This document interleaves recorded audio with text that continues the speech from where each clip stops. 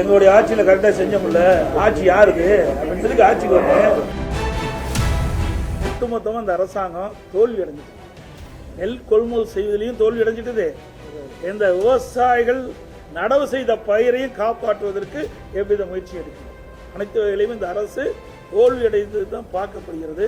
இந்த அரசாங்கத்தை பொறுத்த வரைக்கும் விவசாயிகளுக்கு எந்த நன்மை கிடைக்கப்படவில்லை என்பதுதான் யதார்த்தமான நிலைமை. நன்மை கிடைக்கலான்னு பரவாயில்ல, அவர் உற்பத்தி செய்யப்பட்ட நெல்லை கூட முறையாக விற்க முடியாத ஒரு அவலநிலை இந்த ஆட்சியில் இருப்பதான் பார்க்க முடியுது.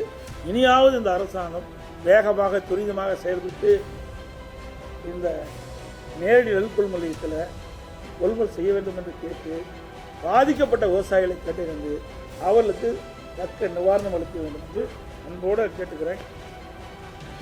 மத்திய அரசு நெல்லோட ஈரப்பதத்தை உயர்த்துறது எங்களுடைய ஆட்சியில் கரெக்டாக செஞ்ச முடியல, ஆட்சி யாருக்கு அப்படின்னு சொல்லி ஆட்சிக்கு வந்து பெருசா சொல்றீங்க. அதிமுகவோட திறமையான ஆட்சி செஞ்சு காட்டுங்க.